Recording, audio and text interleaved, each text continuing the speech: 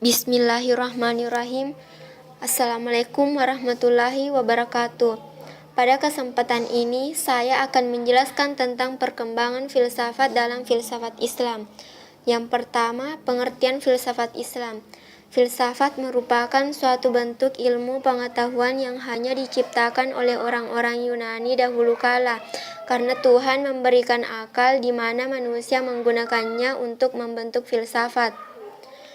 Yang kedua, filsafat Islam ialah suatu usaha untuk menyesuaikan antara apa yang dinamakan wahyu dan akal, antara akidah dan hikmah, antara agama dan filsafat, sehingga dapat dinyatakan kepada manusia bahwa wahyu tidak bertentangan dengan akal dan akidah, bila ia disinari dengan hikmah dan akan memberikan ketenangan jiwa.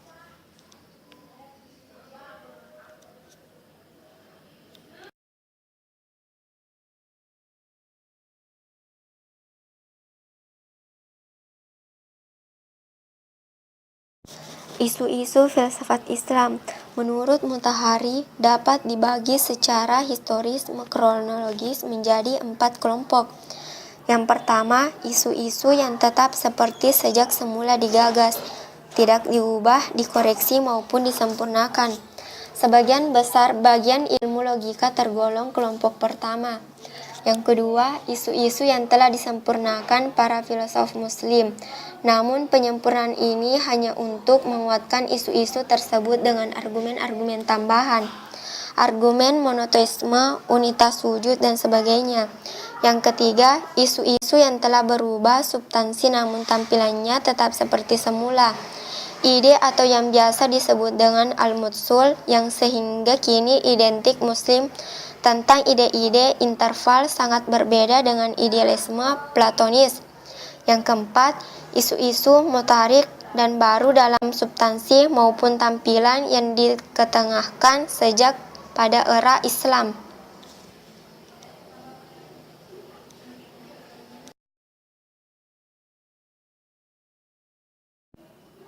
Macam-macam kekuatan pemikiran filsafat. Para ahli fikir Islam berusaha menyusun sebuah sistem yang disesuaikan dengan ajaran Islam. Para ulama menggunakan metode rasional dalam menyelesaikan soal-soal ketauhidan. Para ahli fikir Islam dan para ulama tersebut menggunakan instrumen atau alat.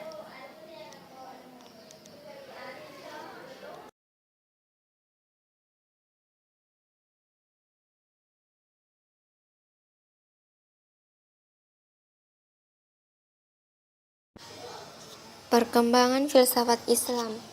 Al-Kindi yang dijuluki sebagai filsuf Arab pertama, salah satu perannya yang paling signifikan dalam mengembangkan corak filsafat Islam adalah menjembatani pemikiran Islam dengan filsafat Yunani kuno. Misalnya dengan menggunakan pemikiran Aristoteles dari bukunya yang sudah diterjemahkan ke dalam bahasa Arab sebagai basis karya-karya filsafatnya. Sepeninggalan Al-Kindi muncul filsuf Islam kenamaan yaitu Al-Farabi. Ia sangat berjasa dalam mengenalkan dan mengembangkan cara berpikir logis kepada dunia Islam.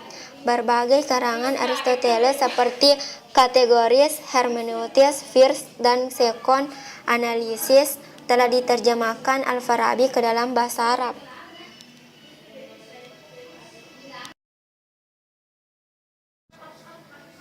Al-Farabi telah membicarakan berbagai sistem logika dan cara berpikir deduktif maupun induktif.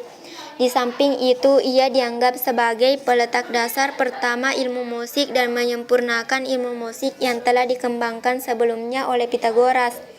Karena jasanya ini, maka Al-Farabi diberi gelar guru kedua, sedangkan gelar guru pertama diberikan kepada Aristoteles. Kontribusi lain dari Al-Farabi yang dianggap cukup bernilai adalah usahanya mengklasifikasikan ilmu pengetahuan.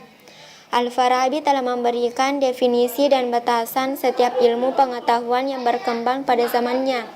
Al-Farabi mengklasifikasikan ilmu ke dalam 7 cabang, yaitu logika, percakapan, matematika, fisika, metafisika, politik, dan ilmu fikih.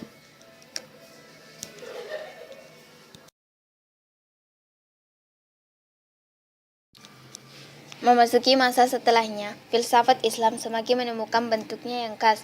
Kendati pengaruh filsafat Yunani masih terasa di sana-sini.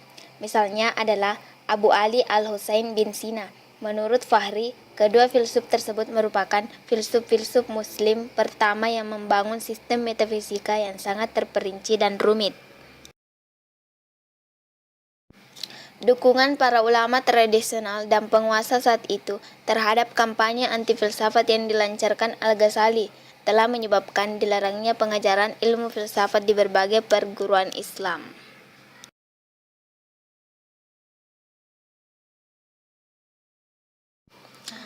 Aliran pemikiran filsafat Islam yang pertama, periode Mu'tazilah. Periode ini berlangsung mulai abad ke-8 sampai abad ke-12 yang merupakan sebuah teologi rasional yang berkembang di Baghdad dan Basra. Golongan ini memisahkan diri dari jumhur ulama yang dikatakan menyeleweng dari ajaran Islam. Periode Mu'tazilah merupakan mazhab atau aliran di Baghdad dan Basra. Keberadaan Mu'tazilah ini sangat penting artinya dalam pemikiran filsafat Islam karena terlihat orientasinya pemikiran dalam menetapkan hukum.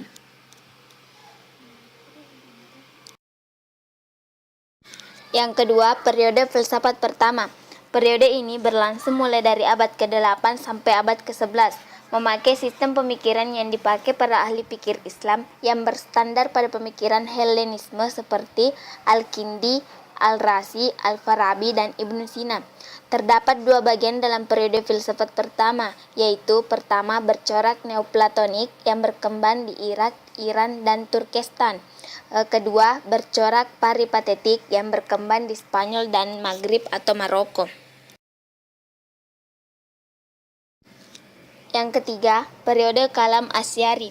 Periode ini berlangsung mulai abad ke-9 sampai abad ke-11, pusatnya di Baghdad. Aliran pemikiran ini mengacu pada sistem Elia atomistis. Sistem ini mempunyai dominasi Basra, sejajar dengan Sunnisme dan Ahli Sunnah wal Jamaah. Yang keempat, periode filsafat kedua. Periode ini berlangsung mulai abad ke-11 sampai abad ke-12 yang berkembang di Spanyol dan Maghrib. Aliran ini mengacu pada sistem peripatetis. Tokohnya Ibnu Bajjah, Ibnu Tufail, dan Ibnu Rushdi. Periode filsafat kedua ini pusatnya di Spanyol yang mempunyai sejarah menarik.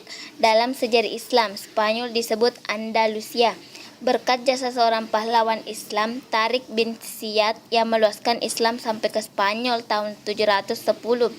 Cordoba dan Toledo ditaklukkan, kemudian dinasti Abdurrahman berkuasa hingga 3 abad.